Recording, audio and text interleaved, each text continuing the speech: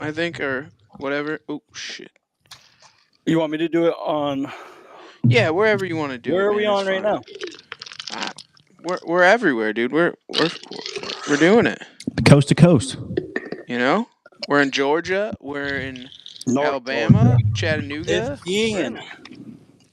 It's a 10. It's a It's a fucking thing. 10. You see the size of that sausage? Oh man. Well, guys, welcome back to the Outdoor Drive podcast. This is your boy East Coast Trev and Madman Mardik, and we got our buddy on, Daniel Groce. Is that how you say that? Groce? Is that? That's it, dude. Yeah, yes, sir. That's it, man. I love it, dude. Thanks for joining with us. You know, you had me on your podcast, The Part-Time Hunter, and now you're over here on the Outdoor Drive. We're gonna do a little. We're doing live. We're live streaming and just gonna have some fun talking turkey hunting. We're getting close to the seasons, and so. I love it, man. Thanks for having me. Absolutely, brother. See, Well, now we're not done yet. yeah. In about a half an hour. he's gonna rethink that there in a second. Nah, we can handle it. Well, we'll kick this thing right into four-wheel drive, man. Why don't you tell everybody who you are, where you're from, and a little bit about what you do.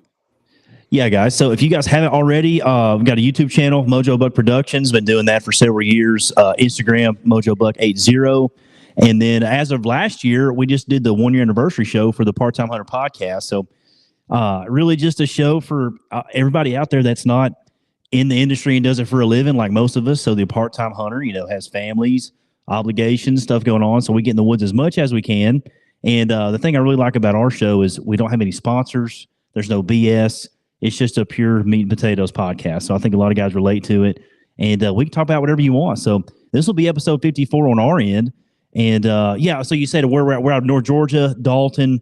A lot of guys know, Chattanooga, Nashville. We're just south of there in the corner of Georgia. And about to kick off turkey season for us is this Saturday. So we are freaking sitting on G waiting on no. I've actually got a long beard under the feeder right now that we've been looking at. So we're staring at him pretty hard. And dude, we're just ready to dive in the woods and get it going. Is Georgia a bait state that you can bait the turkeys down there, or is that a? That is a big no. You cannot bait turkeys, but you can bait whitetail, which we don't. But so my biggest tactic this time of year or the months leading up to it is getting inventory, especially on private land, because the way they chop our season up is the first 2 weeks for public land guys is completely closed. So you got to do your homework. You got to knock on doors. You got to go get permissions, or if you're lucky enough to have a small piece like we do, we try to go after here. But me and my dad have a big rule of, taking inventory of birds, how many jakes, stuff you have the luxury of doing on private land. So we try to get a good inventory. We don't try to tag out by no means, just try to have a good hunt, me and him. It's a tradition, me and him go every opening day. Last year it was him behind the gun, me filming. You guys can go watch the video. And this year it's me behind the gun. So he'll have to figure out how to work the camera. I want to give him a crash course tomorrow. So hopefully, fingers crossed, the old man can work the old cannon. But we'll see, man. 2 birds now, right? Down from 3? Yeah. We got knocked down to 2 birds. You can't double in the same day, which is, it wasn't really a big deal to me. But for the long run, it's going to be good. Honestly, the way the DNR was talking is they're going to knock us down to a $1 state this year.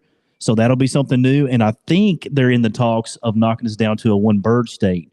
So we'll see. They go a week off the front end of your season or more, right? You're opening up later than you used to. This is what, the second year?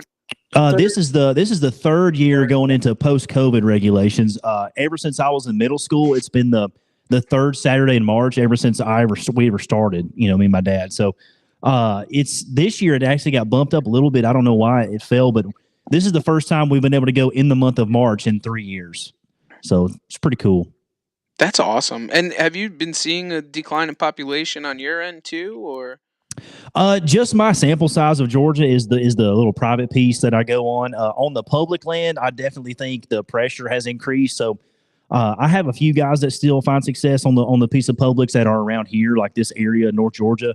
But for the most part, the public land here is still recovering from the COVID times where guys were just going through the week for 4 weeks in a row. Everybody and their brother had days off. So, yeah, I think it's still recovering. But the private land, for the most part, it's been pretty healthy. We've been doing a lot of trapping, which that's just a small piece of the puzzle. But trapping's helped. Having, some kind of a food source, other than artificial, having actual food plots, transition lines, places that they like to hang out. making the habitat just as as livable as possible, I guess you could say. I thought you were going to come up with some rhymes, some habitatable or yeah, something. some ultra habitatable turkey land. There we go. See, we made it up. We're making words as we go. Yeah, I love it. or like George W. Bush Jr., we're just making stuff up as we go. Yeah. That's most politicians, but we'll just leave that alone to where that is, right? So, one of the things that, we got some friends from down south and stuff, and one of the things that they talk about a ton is like, how particular these turkeys actually are down south because they get hunted so heavily. Like overcalling them is definitely a big thing, and a lot of that. I mean, what can you add to that? Oh, dude, yeah. I mean, just turkey hunting in general, it seems like in the Southeast, it's just taken maybe not taken more seriously, but guys look so much more forward to it, I think. And I don't know if it's because of populations or generations of people have grown up. It's just what you do down here this time of year. And, for sure, I mean, your public land, Eastern turkey, especially the first 2 weeks of season, goes through a lot of changes. I mean, you get a lot more vehicle traffic, foot traffic, extra hens that weren't there the rest of the year, i.e. you guys out there with box calls. And yeah, for sure. I mean, you're going to have the guys that go in 200 yards from the parking area and grab their box call like it's a boat paddle and freaking whittle that thing away, dude. And I think birds definitely catch on to that. I had an argument with a dude in a turkey forum on a Facebook group. He was just like, turkeys have the pea-sized brain. They're not smart enough to be, quote unquote, call shy or hunting pressure. I don't know, man. I mean, their brains might be small, but as far as them adapting to pressure and, the stuff that's not natural for the rest of the year, I mean, I think that's just survival, Right. They have to survive. So, yeah, but for sure, I mean, I've encountered call shy birds and birds that just come in completely silent. I mean, like you see, throw it back to the hunting public this time of year, they're pumping out content, but you see a lot of the times where they kill birds just off of hearing drumming. I mean, you can hear drumming within 100 yards in certain conditions. So, I mean, woodsmanship comes into play, listening for drumming, even just walking in the leaves. This time of year, our woods are reminiscent of deer season, super crunchy, dry, a little bit of foliage, not as much as I thought. We kind of had a cold spell come through. So there's a lot of stuff that goes into it for sure. And, you brought up a real good point too. Like a lot of the times is slowing it down and just raking them leaves. I mean, dude, there's sometimes them birds get close enough. You rake them leaves, them things will holler back.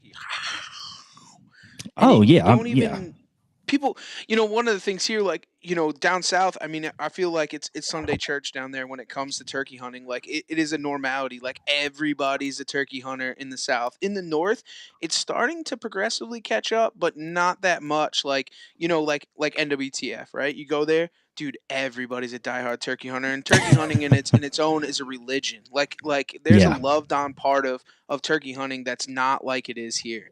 I mean, everyone likes to turkey hunt because they like to hear him gobble, but not like down south, dude. It's an art. It's a religion. It's a cult. Like turkey hunters definitely are a little bit different. Oh yeah, I mean, what makes a guy drive 16 hours in a Tacoma and sleep in his, the bed of his truck in a thunderstorm for one bird, one tag, one experience? It's definitely that's something that gets into you really bad. I mean, when you have that really good hunt where, not necessarily calling him all the way down the choke tube, but if you have a close encounter, and that's what's cool about turkey hunting is you don't have to have a bird at the end of the hunt to feel like you've done something and to feel accomplished and get something from it. I've been turkey hunting since I was 13 and I learned something all the time. I mean, you just absolutely do. You can get humbled super quickly. Sometimes you're kicking the teeth in. Most of the times you get your teeth kicked in, but it just, I think that's the fun of it. There's no guarantees.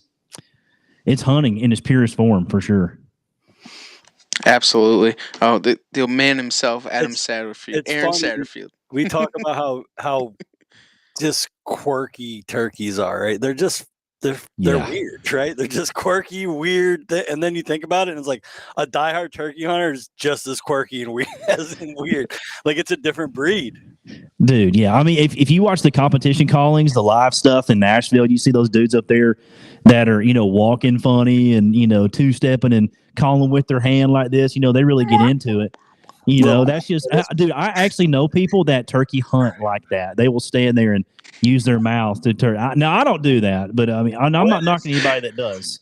But and I think that's the biggest takeaway for, especially I talk about it on our show all the time, is I try to hammer home like, dude, turkey hunting, it's serious, it's fun. You try to do everything for the turkey you can, other than turkey season. You try to do all this stuff, burning, trapping, all these programs.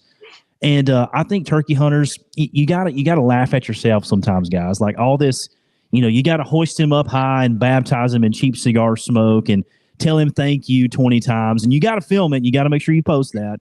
That all that stuff, the reverence and stuff. You can be respectful to a turkey, but I think some guys take it to an extreme, and I think there's a lot of internal group bashing when it comes to turkey hunters. And I think if we as a whole, I mean, you think the turkey hunting community is huge.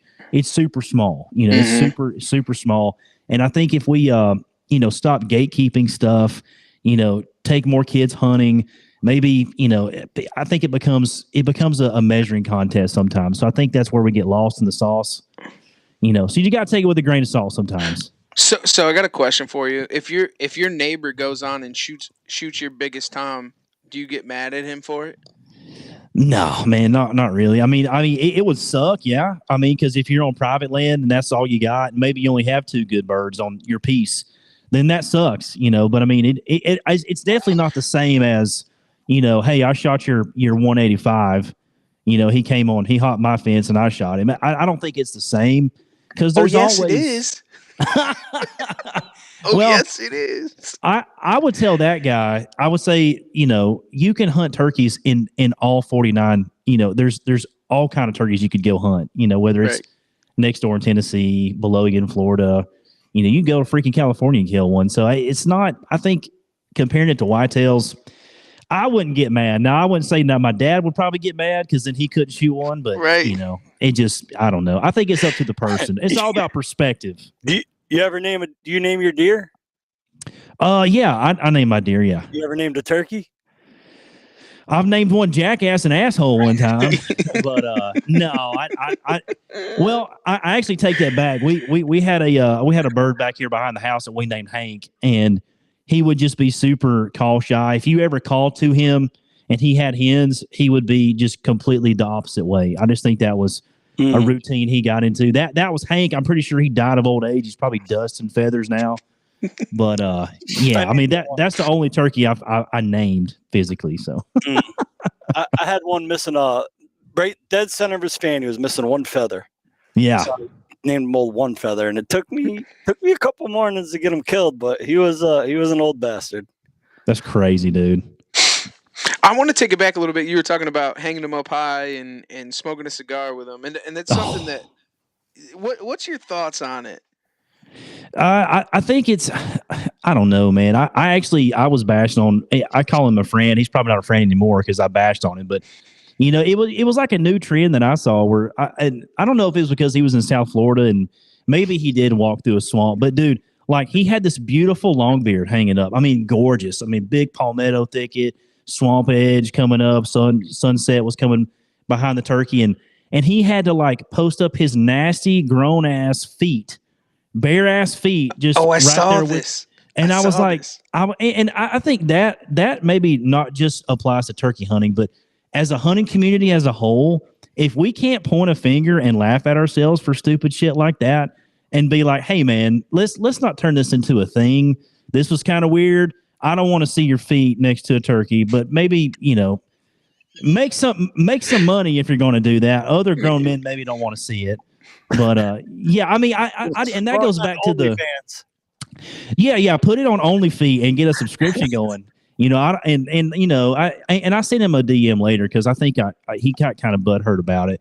He's like, man, I just hiked all day through a swamp and I was trying to air my feet out. I'm like, dude, that's great. Like, I'm not dissing you killing an Osceola. That's a huge accomplishment. I'm super jealous, actually. I need to kill an Osceola for a slam, and that's great. But at the same time, just take it with a grain of salt. Don't be so serious. Like we can joke around. It's all in good fun. I mean, I'm huge on, sitting down, sitting back, relaxing, smoking a cigar, because like Yeah. just that relaxation, telling that story over, it's one of those things that that just like, I'm sorry, Aaron Satterfield came in from Sadie's Fatties and he said fetishes pay well. So he just Dude, yeah. So shout out. We won't name drop you, but shout out old buddy with the feet in Florida. I could smell you through my phone, dude. But I think taking that moment, sitting back, telling the story, I think one of the things, a lot of us as, social media guys or whatever, we're just so fast to post up pictures. We're so Yeah. fast to put up videos, to tell the world what happened, and I think there's a lot of Yeah. us just aren't taking that appreciation for what the animal's worth, man, and to sit back and just kind of take it all in. Like you being with your pops on opening day, man, like, Yeah.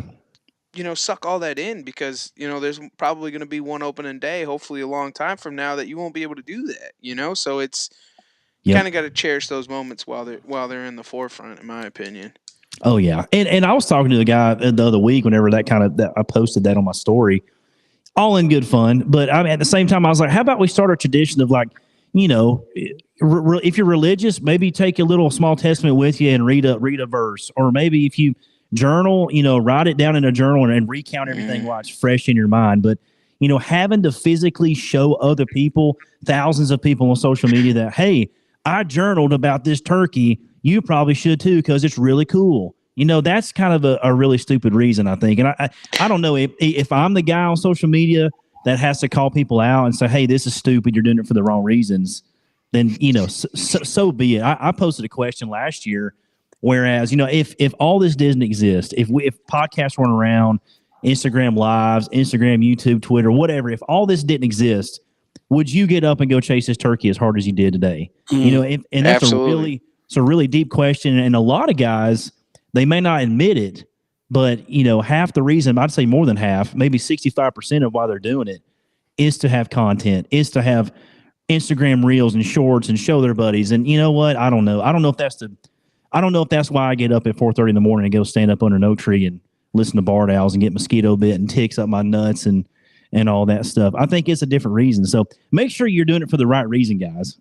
Yeah, no, it's so true, and it's funny is a lot of us, grew up around it, probably like yourself, Daniel, and Yeah. like every day of your life when you were growing up, you look for Saturday mornings for your dad to take you out hunting. Like there Yep. wasn't a social media, you weren't chasing that, and what's funny is we do during the heart of the seasons, we do a mini series called Tales from the Tailgate, That's and cool. it's something that Steve came up with, and I think it's super important, because one of those things is like, I don't know how they do it down in the South.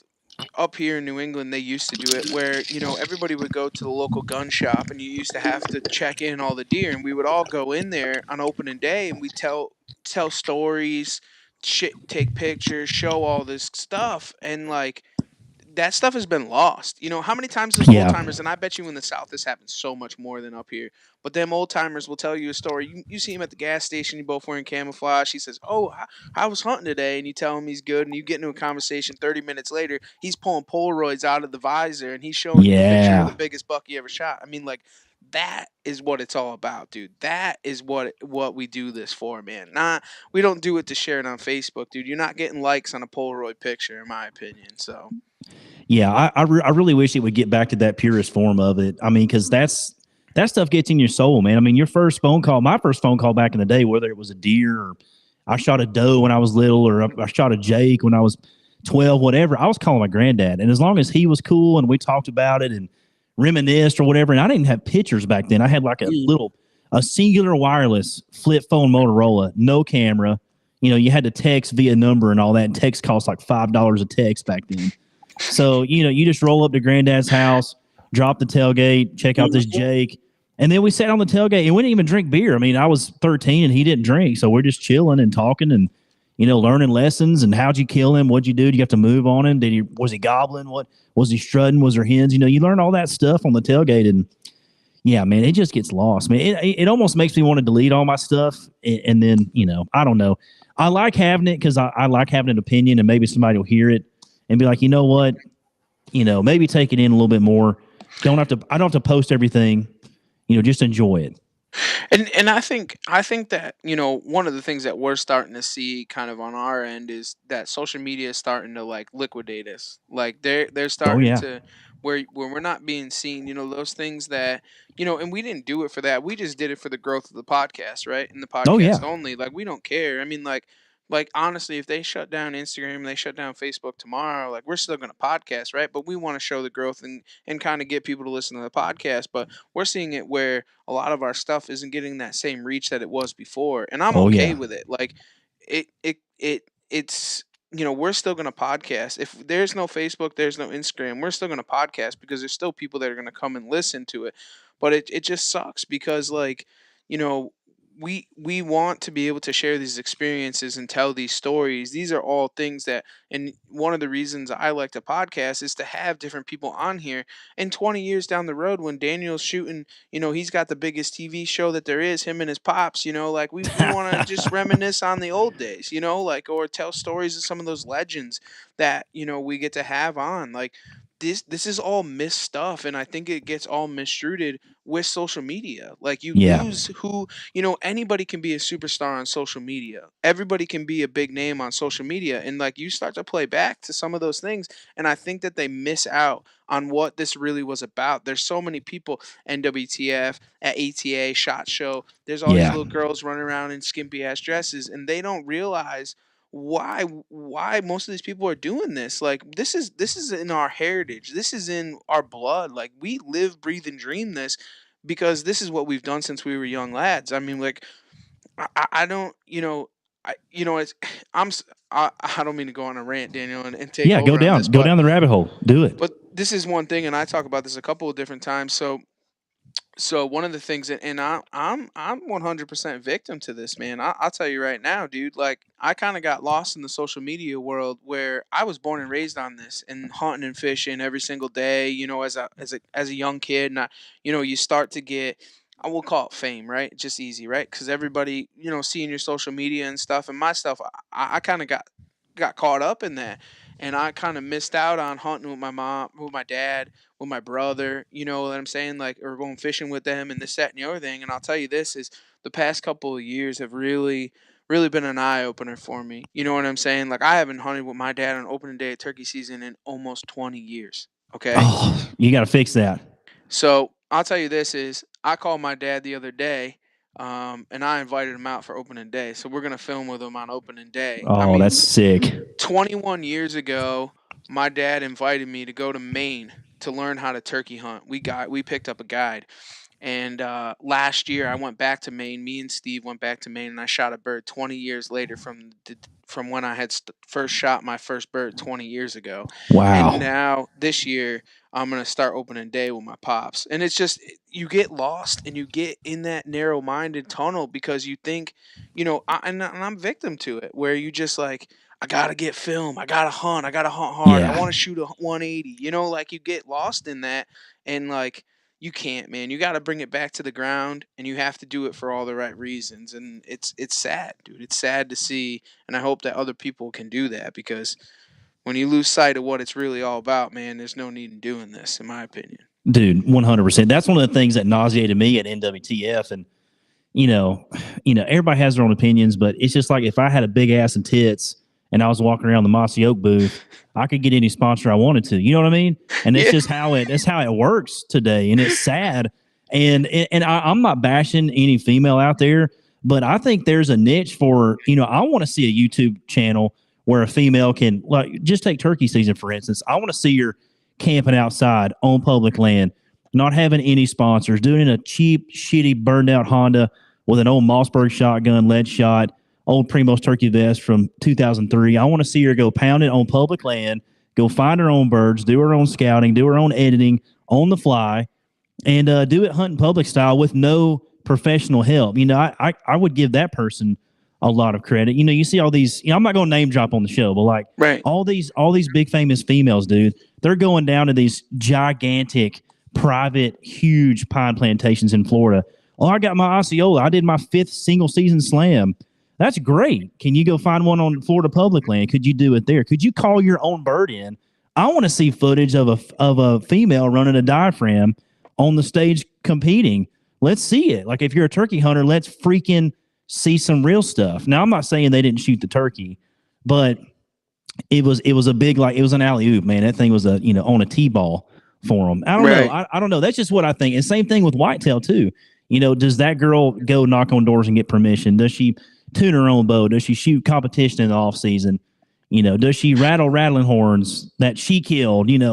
And not wear a Sitka. It's just like I want to see the real side of it. So I don't know. That's just I my agree 2 with cents. you, man. It's funny. It's funny that you bring this all up, man, and I'll tune right into this because and Steve can contest with this. So we had a local show here this past weekend. And we have some friends of ours that reached out in the past couple of weeks and been really good friends. We went and sat and had dinner and wings with them. Well, it's a husband wife team. Both of Yeah. them great people. They actually entered a video into the Badlands Film Festival at ATA, Oh, that's sick. and so they ended up getting in there. They're in. It got played at ATA. Whatever. They're big into the filming aspect of it, and we got to chat. And this past weekend, and kind of like asking them what their motive was and what they wanted to do. And I think they got the right thing going where he wants to film and she wants to go in and dive in and ask the professionals how they do this, how they do that, learn through the scope right from the beginning. I mean, going into the bow shop, getting her bow, talking to the professionals, talking her all through it, DIY. I mean, like, That's cool. she's and there's a couple of badass women out there, man. Like there's a pile of them that have not been seen yet that I know of personally. Believe in one of them. I mean, Caitlin Moss. I don't know if you know who she is, but she's a self-made girl. She's public land hunting big deer, doing big things. Is that the girl that dates Chris B or did date Chris Yep. B? Yeah. Yes. See, I like her turkey films, but they don't get the eyeballs that all the other girls get, and it's just like, gosh, man, it's so stupid how that works. But I think that there's a couple of them up and coming, and I think that they're putting the right eye out there for the right women that are trying to get into the industry. But there's a lot of them where there's 25% of them are the right. There's still that 75% that aren't right, and they're putting in the bad names. And the worst people that get this, Daniel, honestly, is the waterfowlers. The waterfowlers have the worst. Don't get me started on freaking girls and waders in a flooded timber hole in a $60,000 duck boat blowing a $400 custom. Well, okay, let's just say I've never seen them blow it, but they've got a $400 custom cut down from XYZ company, and yeah, it looks sick on pictures when they're standing next to a finished $10,000 lab, right? Right. And it sells a lot of camo and gear and boats and all this stuff, but it's just not real. It's not real. No, and it's funny is we talk about this where all that not that long ago, this was not a woman friendly industry, and then it blew up to what it is today, and I think that they're putting out the wrong image, man. Like it's step in line. I mean, like, be a Hannah Barron. I mean, that bitch is one of the craziest women I've ever met in my life, and I can personally say that I've stand next to her and had a conversation. Damn. Like, I'm telling you right now, that girl will eat more Amish Hot Pockets than any man I've ever met in my life. Like, dude, she's a beast. You know what I'm saying? I mean, like, she is. I mean, dude, she does it right, dude. You know what I'm saying? She's out there doing it herself. She's out there, doing the right things. She's putting the right eye out there. Yeah. The sex appeal, sex sells. I get it, but like, she's doing the right things. She's out there doing it, dragging deer. She's out there getting her arm dirty down there, gigging for catfish, whatever. Dude. So, like, just got her freaking arm and shoved in that big old river cat. Yeah, I mean, I could get behind it, dude. It's just like, it seems like every show that you go to, and like NWTF is the show in the beginning of the year in the Southeast, and it's got waterfowl, it's got whitetail guys. It's really expanded to just more than not just turkey hunting, but it's just like, dude, what are you going to see at the big time booths? You're going to see 3 or 4 media guys. You're going to see the old burned wood display with the tin fascia, neon signs. You're going to have a bad bitch or two, and 3 or 4 turtle boxes screaming Morgan Wallen. And that's your typical setups. I mean, am I wrong? I mean, I just No, think square toe boots. it's crazy, Flannel, dude. flannel shirts. Yeah, and like the biggest thing at NWTF this year, which was so funny. I wish I had growing up. I wish I had closets full of this stuff. I wish I kept it. I know Dad did too, but like 1999 mossy oak jackets, they're selling for $300, $400. And it's just like, damn, dude. I mean, yeah, it's cool. You saw that booth that they were selling all You that, gotta call that it vintage stuff? son. Dude, the vintage is in right now. I'm telling you, if anybody out there hears the show right now and you have a warehouse or a closet or some kind of tote in your attic full of your granddad's old Realtree, I'm talking old school, early 2000s Realtree or mossy oak, and it could be even that shitty wall jacket stuff from Kmart back in the day. Dude, get that shit out and put it on eBay. It will make you a lot of money right now. It's crazy. Yeah, you saw that booth wild. that was there with all the antique old camouflage, dude. They were Dude. rifling through it. Turkey vest, there was pants, everything. Dude, It's like I literally Bodyland, mossy oak. told my Half the kids wearing it weren't even born when that shit came out either. They're Dude, like, oh, I've been dude. wearing this. Yeah, since you were born in '96, bro. Like, dude, yeah, it's now I was born in '92, so I'm in there a little bit, but I was born in '90, Daniel. You're good. yeah, okay, yeah, but I'm just saying, like I even told my wife, I said, hey, Candace, now shout out to Mojo Doe, as I call her. She was walking around NWTF, full blown pregnant.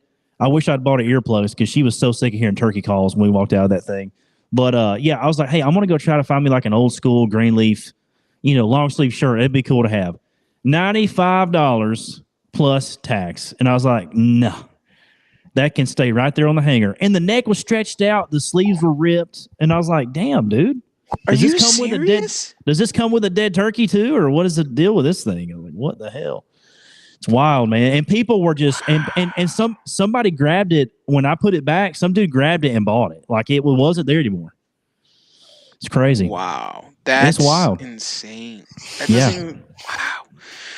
Well, somebody's got some closet full of something that, that might be worth $1 million. Dude, he was like one box of TSS or this shirt. Which one? Oh, we can totally talk about TSS and decoys and all that too. I think and that stuff is so, people say it's controversial, but man, honestly, I don't know. There's no controversy there. You want to stop the crazy. flop, or you want to keep watching flop? I mean, dude, it's up to you. Dude, it's so wild. Every pattern video we do on the channel, and I did one just recently, lead versus TSS, just because I could show guys. I did a cheap, the cheap, and it was actually from these guys called Pattern Pros. They do it. They do all the work for you. We have them coming on here in a week or so talking. Brody and Ryan are good dudes, and they got a really good idea going. But you could do this too, like just pattern anything, like a lead load has been killing them for ever since turkeys were repopulated in the U.S. in the early 90s, and 12 gauge was king back then. I think in a 12 gauge, my opinion, I think 12 gauge TSS is like putting a nuclear bomb inside of a house to level the house. It's just not needed. Lead loads in a 12 gauge, totally fine. Now in a sub gauge, 410 has to have TSS to be effective. 28 gauge, definitely. 20 gauge, yes. Because you put yourself on the same playing field and ranges as a full-size 12 gauge. In my opinion, I will never hunt. Now, besides the pawn shop gun that I got to put a recoil pad on here. Yeah, let's talk about that real quick, dude. Hold on. Before you get too far, I want to talk about the pawn shop gun because this is something very cool that people need to hear about. Have you heard about this yet, Steve? No. Well, I'll tell you something off air. Yeah. Anyways. With Amish hot pockets and stuff, but we'll get back to that. Go ahead. Go on. So I try to do a turkey gun series build every year. I try to start it, around NWTF and try to get something going through the opening day just to show guys that you can do. I mean, we built the world's smallest turkey gun last year. I built my old Stevens 301 that everybody has now, but I built one 3.5 years ago. You can still buy them for $150 brand new back then, just to show guys like you don't have to go build a custom Benelli M2 ultralight, spend $2,500, then spend more money and customize it, dip it, optic mounts, choke tubes, TSS on top of all that shit. So I was just like, hey man, we're going to go to the pawn shop and I'm going to buy the most beat up closet rust piece of shit I could possibly find. And I'm going to turn it into a freaking Ferrari on the cheap, kind of, I say cheap in quotes because we did kind of deck it out. But I went to the pawn shop and it was actually an old police trade-in. Police trade-ins are great because they usually have low round counts. They may have some surface rust, but at least they're maintained and not, they're still functioning. Right. That's kind of what I was looking for. So I got lucky and I found an old. I actually didn't even know because when you buy a used gun, all you have is a serial number. So I called Mossberg. It was an old Mossberg 835 Ultimag. Just a piece of freaking artillery, dude, that you strap to your shoulder. And it's an oversized barrel. So it's got a 10 gauge barrel, 12 gauge chamber. So it's kind of cool. It's when the 3.5 inch mag for waterfowl got invented. Mossberg took that, and that was the first, Ultimag gun there ever was. So I was like, damn, cool history, rusty, wood stocks. Let's turn it into something cool. So bought it for like $240, tax and all. I mean, it was a freaking steal. The recoil pad feels like concrete because it's so freaking old. The rubber is it's almost deteriorating. So what I did is I got with I think it's called Freedom Stencils. I give them all the credit for the paint job because if I didn't have the Bottomland stencil kit, I was just going to rattle can it and just do it on the cheap. But it turned out really well, and the stencil kit was the sauce because, like I said, without it, it's a 3-color paint job. I hit it with matte clear coat just to dull it out, and it turned out fantastic. I sanded the shit out of it, sanded the wood stocks, rattle canned it. And then I got with Keith over at Salt Creek Ammo. He did a custom load, and I shot on paper the world's heaviest 12-gauge loading in a TSS shell. Like, you would hold one shell, and it just felt like a lead weight you would go deep-sea fishing with, dude. This thing was so damn heavy. It was 2 3/4 ounces of TSS in one shell in a 3.5 inch. It was almost 3 ounces of shot. Wow. So, and it was an 8x10 duplex and then a straight 8s. It patterned hellaciously good, probably up to 75 yards if I had to, but did all this pattern series with it. And then I went with a EGW, just a low pro little optic mount. I threw a C&H Precision. It's a local Georgia company to us. Little red dot mount that they make for competition pistols. It has a big objective lens like a circle. So it just, when you throw it up on a turkey target, it just sinks right in there. It's perfect. So, yeah, man, I just wanted to show now you don't have to go all the way with an optic and TSS, and that's why I patterned lead loads through it. I patterned Winchester Super X turkey, the cheapest dog shit load you can buy at Academy. It's like $9 for 10. And honestly, out of the lead loads, that one patterned the best. I mean, it was great. What do you think you had into the whole entire project? If you don't count the optic, which I wouldn't, because optics, Right, there again, some guys crucify you for cheating with a red dot that's non-magnified. I don't know how that's cheating. Yeah, I want to optimize my pattern with my point of aim to be more efficient, but yeah, that's cheating. While you guys use e-bikes and Onyx, yeah, have that combo with me. But so anyway, if you minus the red dot and you just shoot, say you ponied up for some TSS through Keith, Salt Creek, the gun, the rattle can was free. I had all that paint here. The stencil kit was $30. The TSS was $45 plus shipping. So you're still going to be way under $500 and have one absolutely hell of a shotgun. You painted it in the OG Bottomlands? Yes. So like $3,000 now. Yeah, oh yeah, it's actually retro. So I called Mossberg and I was just curious to find out if this was one of the earliest copies of this gun. And their customer service is badass. I mean, I was on the phone for 2 minutes, read the serial number, like, yeah, that gun was made in November of 2000. So it's almost 24 years old and would still probably be in that pawn shop, but it's going to be in my hands on opening day. So it's cool. That's super cool. I think that's and you do this project every year. I try to. I think next year I'm finally going to be one of those, ride the wave of 410s. I'm going to try to do a 410. I've been pushing it off for so long because I personally don't think 410s have a place in the turkey woods unless you're like 3 years old or something. I just don't think they're as effective at killing a turkey as efficiently as possible and having a quicker clean kill. But I mean, people do it. I don't like to. The smallest I like to go is a 20 gauge because I feel like, I'm not taking anything away from myself. I can still ethically shoot one out to 50 if I do my homework and pattern, but also I'm going to kill that turkey stone dead if I do my job. The 410 to me, I don't think you can have enough shot in that shell to be as effective. And I think it tempts guys to shoot further. and then you end up, shooting one in the body or the head, and it flies off and dies later, and you don't find it. So I don't know. I'm going to do something next year. I hadn't figured it out yet. And Georgia obviously allows the 410 because some states don't. Like we can't hunt with a 410 here. We can't hunt with Really? anything smaller than a 20 gauge, and we can't shoot with any shots smaller than 7.5 for turkeys. See, that's something you could probably get overturned because Jake Sleesman, he's famous for his channel for patterning shotguns. If you've ever YouTube searched patterning shotguns, he has Blue Collar Outdoors, and he's in upstate New York, and he actually was one of the key people that got them to overturn the 7 TSS 2.9s because his argument was, well, if you're letting me shoot 7 TSS, 9 TSS, I'm going to be a more efficiently, I'm going to dispatch that bird in less. I mean, it's so much better in every way. And I think his pattern videos with all the combos he shoots, and I'm talking thousands of choke tube, shell, gun combos are on his channel. I think that's what really swayed them. And they're like, hey, you know what? It's the better mousetrap. Let's go that route. So. And it's something that definitely needs to be talked about because I would definitely love to hunt with a 410. Why not? I mean, I hunt with a 20 gauge.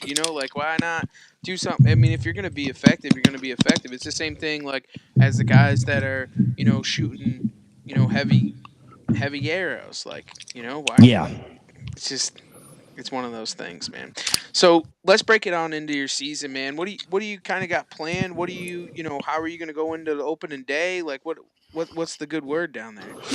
Yeah, man. So I tried to go roost one Monday. We had a weird wind advisory here for the last 3-4 days. So wind and turkeys don't really mix, especially when you're trying to get ears on, a lot more acreage if you're on a high point trying to listen out. So I've been trying to do a little roosting. This piece of private, I'm kind of really, it's like 50 acres. So we know the boundaries. We know where we're at. I mean, you hear that joke where, after 3 gobbles, it's all God's country. But on this piece, it's really, we got to stay tight. I mean, we got to be within the boundary. So definitely, I've got an area that I want to go on. It's a big open hardwood flat, a creek bottom, some planted pines. So it's got some good transition areas. I think historically that's where me and Dad are going to set up just a straight set in the morning to try to film because we're trying to make a video. So I want to put a single Jake decoy out, no hens.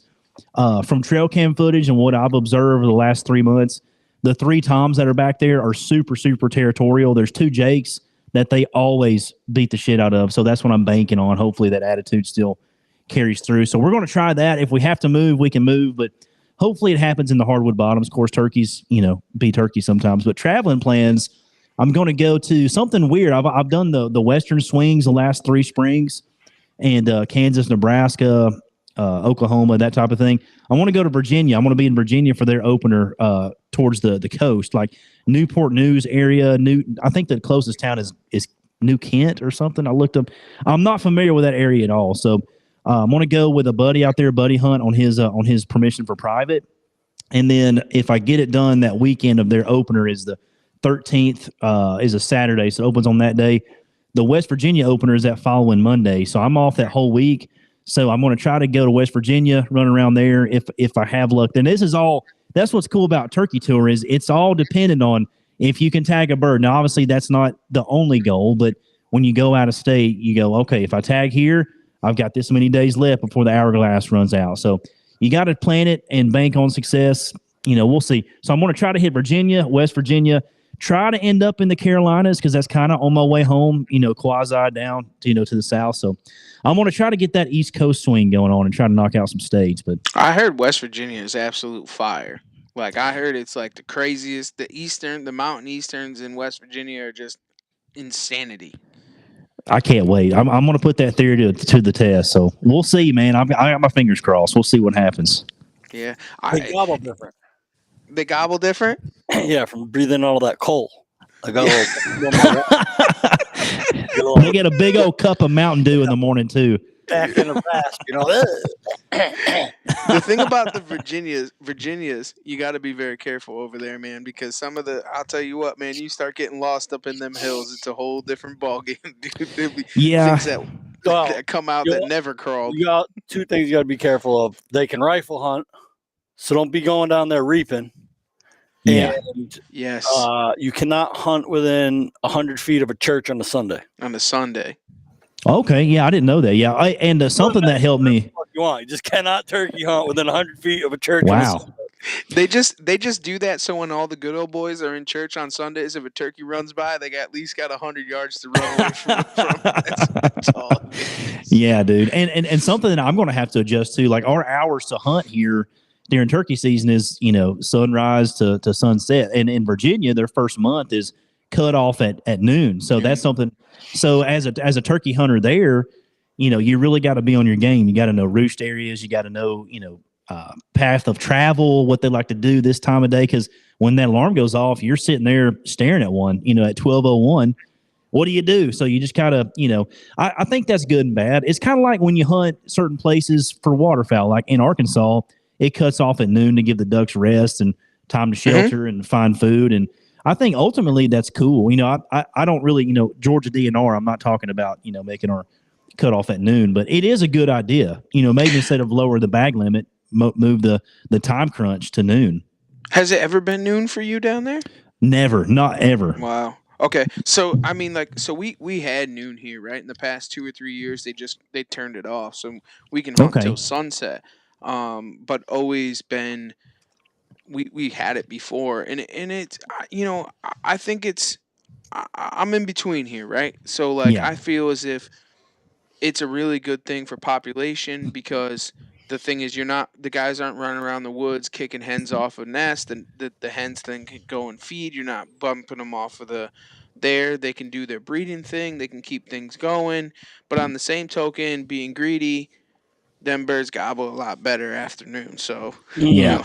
Yeah. And also if you're not really familiar with especially if you're on public land, you may not know the birds' habits and where they're going every day unless you're scouting a whole lot. On private land, you have that privilege of getting to go out there and tromp around whenever you want any time of year. But I think early season, as just like here, probably in most places that opened up, like in Mississippi opened too, a week ago. I think hens and gobblers are a lot more, flocked up in the early season. So as you get past that 1 o'clock hour, it's always like, okay, he's hung out with them all morning. He's bred one or two, whatever. He's broke off. Now he's back hot again. He's gobbling on his own. I think that kind of maybe saves the first part of whatever season you're hunting if you have a noon cutoff, because those birds maybe don't get hot till 2:30, 3 o'clock in the afternoon. Yeah, and it keeps that population We going. had Mike Chamberlain on, what was it, last week, Trev? Or what? Yeah, something like that. And He's the man. We asked him about that, and he made a good point because there's no data to say. So if you kill a bird, don't get me wrong, I killed a bird last year at 1:30 in the afternoon, and it did not take long. But there's no data to make the argument that I shot that bird at 1:30 in the afternoon. If there was a noon cutoff, who's to say I didn't come at 7:30 the next morning, right? That's true. The thing that I like having noon, 1 o'clock cutoffs because the actual gobblers aren't getting pushed around in the afternoon. They're not getting screwed with, so they're going to go back to their normal roost. So you can have a more normal hunt the next morning, where if they're getting chased all over sun up to sundown, who knows where they end up roosting tonight? They're not going to make it back to where they want to be. And it's everything's just more sporadic and random, and it's every morning's a coin toss. Where if everyone gets out of the woods at noon, turkeys can do turkey things, end up back in the same, and it's almost like a reset, Yeah. I mean, I'm a fan of it. Maybe if I don't know how they make their decisions. Obviously, Chamberlain, he's at the University of Georgia. Dogs on top, number one, go dogs. And, I think he has a big influence in our local DNR. I mean, our state DNR for regulations. So it's interesting that, and I'm not in there with them, so I would love to be a fly on the wall and hear how they come up with these regulations. But cutting the season so short, to me, I would rather be a one bird state and have my whole season to chase one. That way I could really pick and choose what I wanted. If I wanted to hunt early season, I go at it opening day. If I wanted to wait, it could go late, when they get on nest and they're a little bit more aggressive in the afternoon. It's just funny how they make those decisions. But a noon cutoff, a bigger bag limit, more season, or maybe the same bag limit, more season is always what I'm going to lean towards, because I like being able to go from, March all the way to almost June sometimes. So the thing I like about lower bag limit, say 1 or 2 bird states, I hate to say it, less likely people to shoot jakes when they can only shoot 1 or 2 birds. They're going to wait for a longbeard and shoot it. Yes. We're Yes. a 5 bird limit in Connecticut. 5 birds. Holy shit. I hate to say it, but I think guys are more likely to pull a trigger on a jake because they know they got 4 more birds they can kill, you know? Oh, 100%. Yeah. If you That's can exactly pull right. 1 bird or even 2 birds in, you know, say it's a 3-week, 4-week season, you're probably going to shoot 2 longbeards, you know? Yeah. And that's just exactly, I love that example because it's just like our whitetail season. Like in Georgia, Right. you get 2 antler deer and the rest of the does total up to, you can kill 12 deer in a season. Mm-hmm. That is stupid. That is, no one needs to do that. I mean, that's crazy because if you've got a father, a son, you know, a daughter, whatever, you could have all of them have resident tags and you could kill like 50 deer in one family legally. That's wild. You know, like, why is that a thing? But see, I like how you guys do it, believe it or not, because you, no matter what season it is, we're talking deer season now. Yeah. You can only shoot 2 bucks a year. So if you want to shoot 2 in September with your bow, then you're done with buck. You know, no more buck tags. If you want to shoot them both with the rifle, you shoot them both with the rifle. Back to Connecticut, we can shoot 2 bucks with our bow. We can shoot a buck with our rifle. We can shoot a buck with our shotgun. We can shoot a buck with our muzzle loader. Wow. Again, we're at like 16 deer all said and done, buddy. Jeez. You know, who's going to pass a spike buck or a 4-pointer when they know they got more buck tags are getting activated next week, right? Yeah. So, and I'm a big fan of the, like, I thought, what you guys are 2 bucks, 9 does? Yes. Yeah. I'm a big, give those doe tags out. Shoot as many does as you want, but for us to be able to shoot 7 bucks a year is just ridiculous. That's a lot. Yeah, that's a lot. Yeah, but I mean, like, look at the success story that is Kentucky. I mean, that's a lot of the guys that live in my area. If they're on a lease, you know, if they're big deer guys, are like, yeah, I got a new lease in Kentucky. You know, it's a $1 state, but I mean, they have some freaking hammers, and I like that program. I mean, I just think it works. Yeah. No, I agree, and it goes back to what we we're saying about turkey. If it's a $1 state. Oh yeah, you're gonna make that buck count. Right. Yeah, 100%. I'm just gonna shoot this one, put him in the freezer. I'll hold out for a big one on the second tag. You know, yeah, that's how Ohio is too. Ohio's a $1. You can take it with a bow, you can take it with a rifle, you can take it with a shotgun.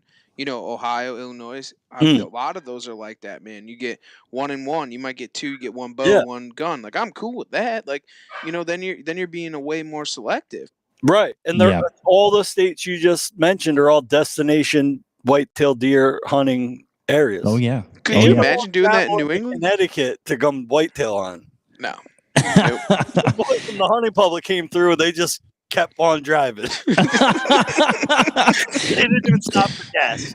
Dude, so something you mentioned earlier that needs to be touched on as far as safety, going back to turkey season now, is I think, like, deep down, I am an anti-reaping guy. I think, just for all intents and purposes, it's not a good idea. I mean, because you could be on private land and still have the high likelihood of being around other hunters. I mean, just, you can say what you want, but people are more apt to jump a fence during turkey season than any other time in the entire. I mean, ever. I mean, in all of whatever, whitetail, whatever. I mean, I know guys jump fences for whitetails too, but it's like turkey season. Guys get in and get out, and it's sketchy, man. If you're out there behind a freaking fanned up, and you've seen some of these avian X's, dude. Like, these avian X's look freaking real.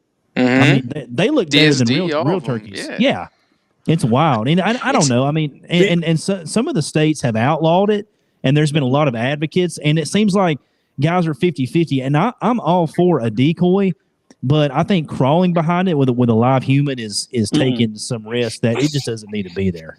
The other thing that adds to that danger, unfortunately, is red dots and TSS. Because now that, you know, guys aren't 40-yard max anymore, they're shooting at 70, and then you add the reap, and but it's sketchy. I've never reaped one. I do want to. I want to experience it one time. Yeah. So I did it one time with the bow, and it's sick, and it's cool, and it's fun, whatever. Will I ever do it again? Probably not. You know what I'm saying? Like, I've been there, done that, tried it, cool, got the trophy, the cookies, the whole 9 yards. But it's just the T-shirt. Yeah, it is what it is. But I'm in agreement with you. I don't think that it's a good idea, and I'm 100% against it. It's a dangerous thing, man. Like, people. Dude, it can all go wrong pretty quick. You know what I'm saying? It And could be bad. especially, bringing up the point of like over the fences. What do they say in the South? If he's gobbling, he's on your property. I mean, like, Yeah, I'm sorry. after there was a T-shirt actually that was on some kind of forum. One guy said, he said after 3 gobbles, it's all God's country. But it's true, man. Like people, People do it.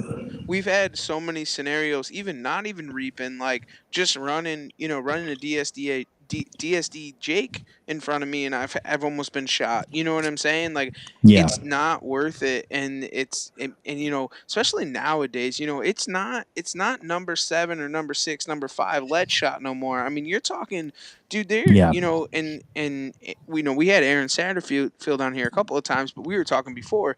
20 gauge at 75 yards or 73 yards, I think, Steve, correct me if I'm wrong, but it's still an inch and a half of penetration, bro.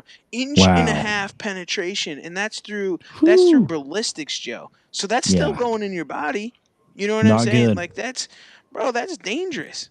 Yeah, Could you imagine getting shot with 9 shot at 7.5, at 70 yards, 70 plus yards, and still have an inch and a half of penetration? dude, I don't want to get What is shot that with going an to do at airsoft 20? gun. Oh yeah, no, it's bad, dude. It's bad. I'm telling you. And like I always tell guys, like, look up your regulations. If it's legal, and obviously, if it's legal, use your discretion. But still, I would just caution guys. Even if it's legal to have a decoy on public land, even just having a decoy, and you're set up 40 yards behind it, you're still in. You're still in the kill zone. I mean, for somebody that's sneaking up a Yeah. ridge and you're calling and maybe you're not even gobbling at, but there's a gobbler you're working, and they think, oh, and they pop up over the ridge. Yep. There's a red head. Boom. I mean, it's that quick, and it's We scary. You know we what were my favorite thing to keep in my turkey? I hunted public land one time. This is years ago. First time I ever hunted public land. I came home. I went on Amazon. I ordered an all orange bandana, and I keep it right in my vest because Yep. I'll wait. Yo, I'm right here because it gets a wild west out there sometimes. I talk about this story a lot, and I had 4 or 6 Jakes in front of me, and we're filming, dude. You know what I'm saying? And Yeah. they're putting on a show, and I mean every time, they're just going at it, right? And perfect. Sun's rising over the hill, like you get beautiful, beautiful. And here comes this dude. I seen this motion, like, and just being a hunter, you just have bearings around you. You know what I'm saying? And I just see this flap and like just this movement, and it was his seat from his ass, and he's trying to come through the woods, and these things are just, I mean, they're going nuts, bro. Damn.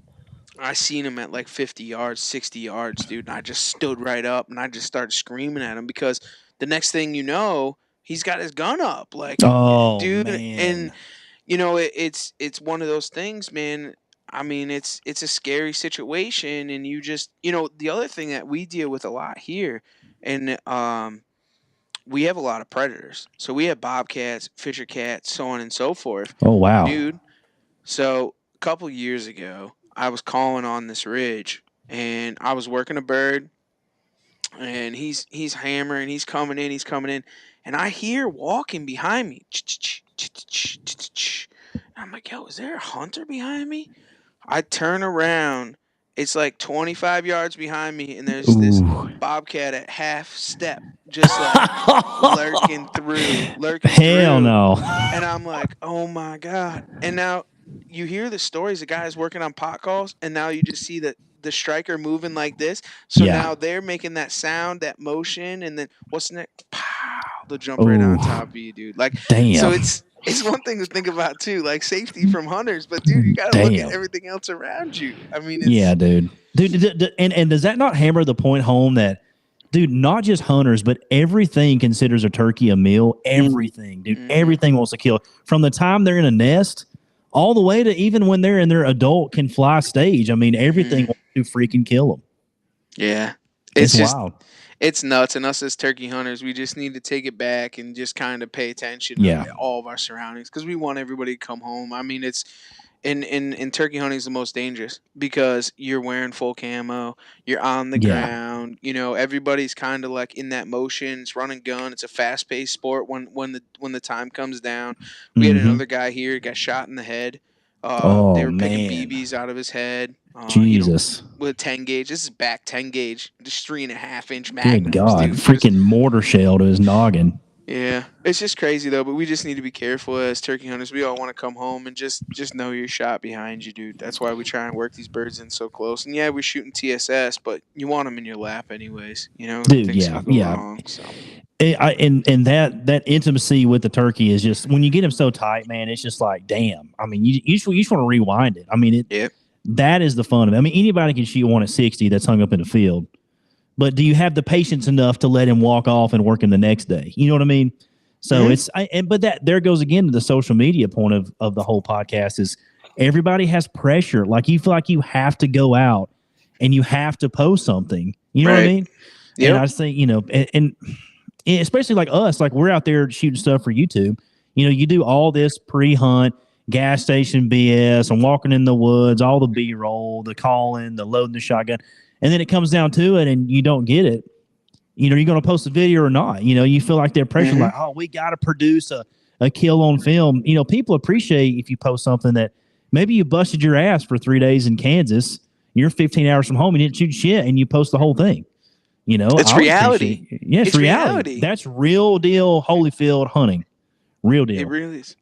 Yep. And I mean, it goes back to this. Like, do you want to shoot an elk at 1,000 yards? You want to take them at 13 yards? What would you rather do? Obviously, yeah, 100%. Come on, dude. Same with turkeys. I want him to bugle, and I want to piss my pants. Like, I want to have the full experience. Yeah. So agree.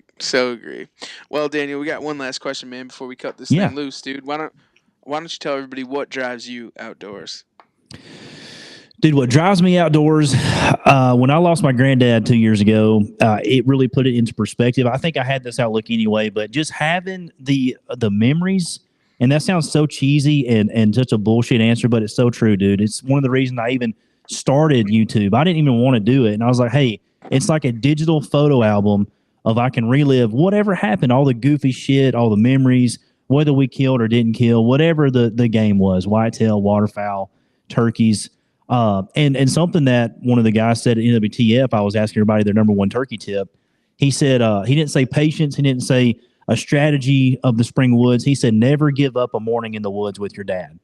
And that really, it rang a bell, man. It was like, damn, I'm getting older, dad's getting older, and as hunters and guys that have grown up doing this, you never do want to think about this part of it. But the fact is that you only have so many amount of mornings, amount of afternoons, amount of times you even get to go. So, you never give up a trip with your friends. Never give up a trip if you have a brother or a cousin, especially your dad, an uncle, your granddad. Because someday, like you said, you'll be sitting here in the shop staring at a turkey fan, and you can remember when you're sitting up against a tree with him in real life, and you can relive that. So, yeah, the memories, without getting too depressing, dude, just, the memories always go. If you haven't, don't hit snooze on the alarm. Go, because someday you won't be able to. So that's what drives me. I get that, man. I live by one quote that it's my own quote is, God only gives you so many sunrises. That's true. I mean, it's you can only see so many sunrises in your life, man, and you got to captivate on every single one of them, because it's, even if you don't shoot something, just watching the barn swirls come to life, watching the hawks and the birds and the peepers and all that shit. I mean, it's surreal, man, and you're only given so many of them. I mean, listen, I like to hit snooze on the button, man. I really do. Like, when it's you're tempting. in bed and it's warm and it just, you don't want to get out of bed, dude. I get it, but you're only given so many of those sunrises, and it's super important, dude. And it sometimes it sucks because it takes one of those steps, like losing your grandpa, you know what I'm saying? Yeah. Or not hunting with a hunting buddy, or whatever the case may be, to realize it. But the quicker you realize it, the better off you'll be, I guess, 100%. Yeah. Well, Danny, why don't you tell everyone where they can find you, where they can follow along, where they can see you, where they can hear you, where they can touch you, whatever. Yeah, awesome, guys. Well, I won't tell you where you can touch me, but I'll tell you where you can find me. So, got it. So on YouTube, we're Mojo Buck Productions. If you like gun pattern series, we got all that up there. Turkey Best Dump, all the preseason stuff we like to do. And soon to be opening day, whether it's good, bad, ugly, or a draw, we're going to post it. So you can go find us on YouTube there. IG is Mojo Buck 80. And this will be number 54 on our podcast, The Part-Time Hunter.